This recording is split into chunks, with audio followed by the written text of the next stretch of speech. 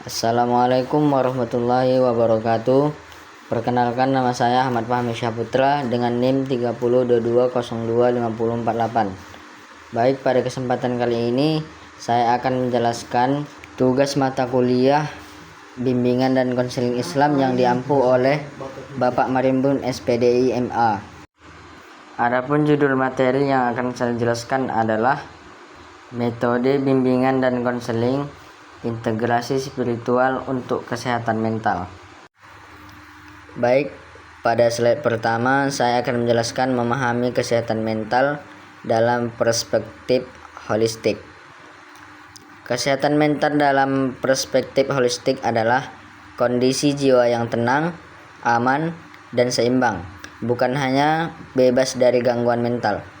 Pendekatan ini menekankan keseimbangan antara aspek psikologis, sosial, dan spiritual sehingga seorang mampu menghadapi tekanan hidup secara produktif, menjaga keimanan dan ketakwaan, serta mencapai kesejahteraan secara menyeluruh.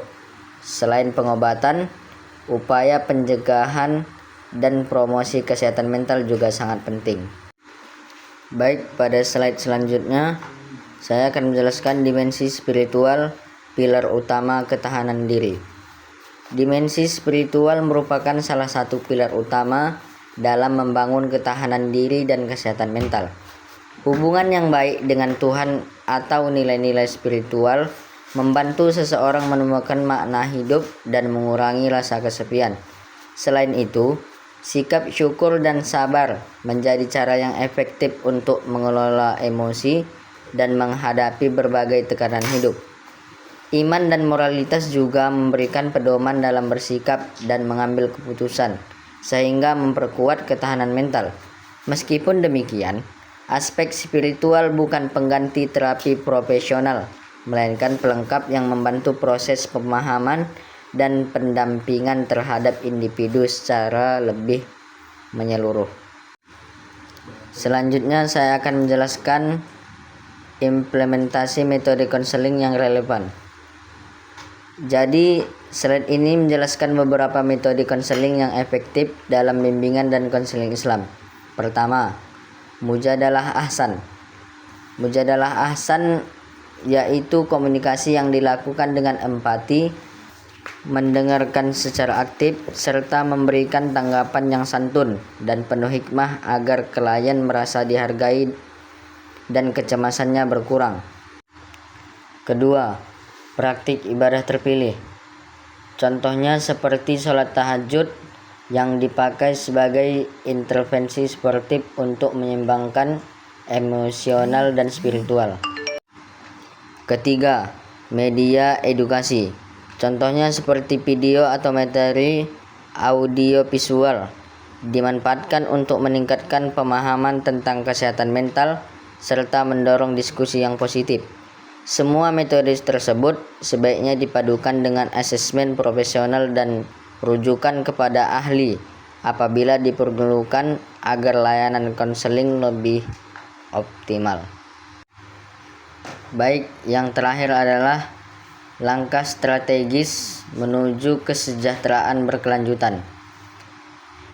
Jadi, pada slide ini menjelaskan langkah strategis menuju kesejahteraan yang berkelanjutan melalui pendekatan bimbingan dan konseling. Strateginya meliputi yang pertama, memperkuat layanan yang bersifat preventif dan mudah diakses. Yang kedua, membangun kolaborasi antara konselor, psikolog, tokoh agama, dan pendidik. Yang ketiga, meningkatkan pendidikan serta literasi kesehatan mental dan spiritual.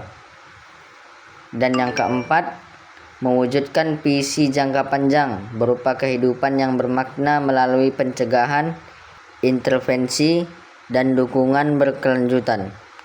Intinya, kesejahteraan dapat tercapai dengan menyeimbangkan dukungan spiritual dan intervensi profesional secara terpadu. Kemudian adapun kesimpulannya adalah bimbingan dan konseling yang mengintegrasikan aspek spiritual, merupakan pendekatan yang efektif dalam mendukung kesehatan mental secara holistik.